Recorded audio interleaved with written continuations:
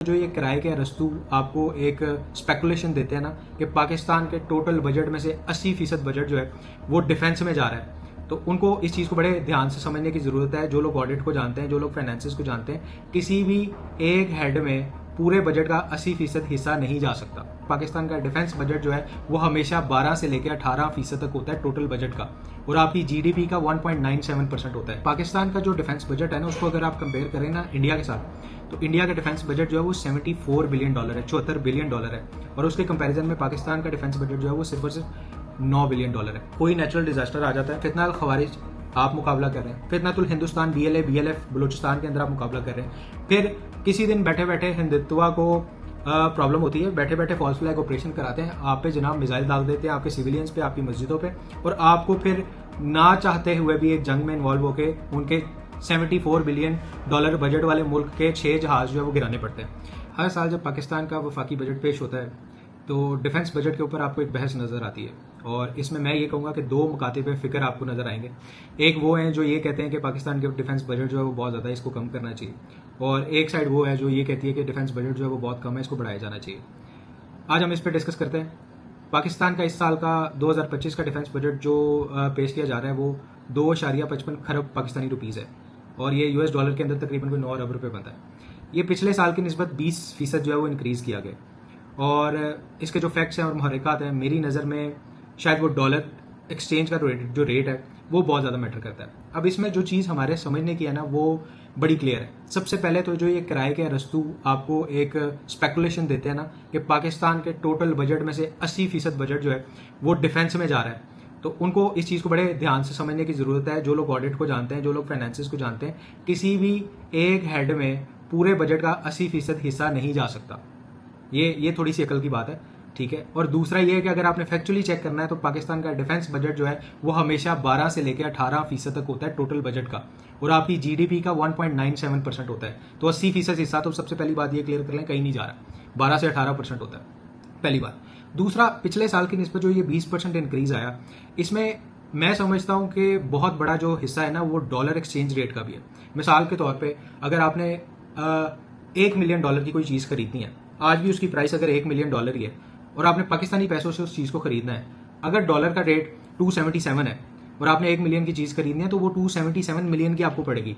चीज़ का रेट जो है वो 1 मिलियन ही है, लेकिन अगर पाकिस्तानी रुपीज़ में उसका रेट 283 हो जाता है, चीज़ की प्राइस $1 मिलियन ही है, लेकिन 277 से 283 जो है चीज़ की प्राइस पाकिस्तानी रुपीज़ में बढ़ गई।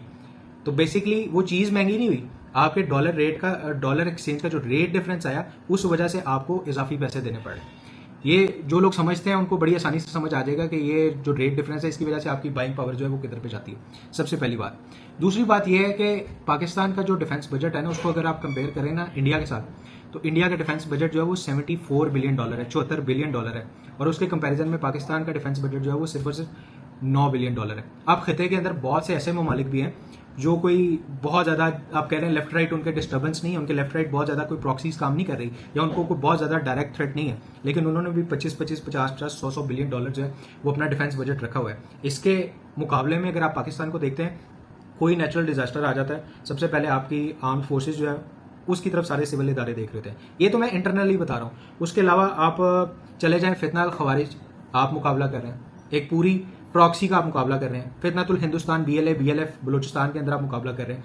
फिर किसी दिन बैठे बैठे हिंदुत्वा को प्रॉब्लम होती है, बैठे बैठे फॉल्स फ्लैग ऑपरेशन कराते हैं, आप पे जनाब मिसाइल डाल देते हैं, आपके सिविलियंस पे, आपकी मस्जिदों पे, और आपको फिर ना चाहते हुए भी एक जंग में इन्वॉल्व होकर उनके $74 बिलियन बजट वाले मुल्क के 6 जहाज जो है वो गिराने पड़ते हैं। इस सारी चीज़ों को करने के लिए, अपनी सोवरेनिटी को, अपनी इंटेग्रिटी को मेंटेन करने के लिए आपको एक बजट दरकार होता है, और इस बजट के अंदर आपने जनाब अपने जहाज, अपने तैयारे, अपने इक्विपमेंट, अपने रडार, अपने सॉफ्टवेयर, अपनी तनख्वाहें, अपनी पेंशन, इन सब चीज़ों को मेंटेन और अपग्रेड करना होता है, इन सब चीज़ों को चलाना होता है। तो मेरे ख्याल से डिफेंस बजट पे इस टाइम पे बहस करने के बजाय बीइंग एज पाकिस्तानी हम लोगों को इस चीज़ को सपोर्ट करना चाहिए। आज हमारे सामने जो सूरत हाल ईरान की है, आजकल की यह बात है ना, कोई किसी पूरी दुनिया के अंदर कोई चीज़ छुपी तो नहीं हुई। इससे पहले आपने इराक को देख लिया, सीरिया को देख लिया, शाम को देख लिया।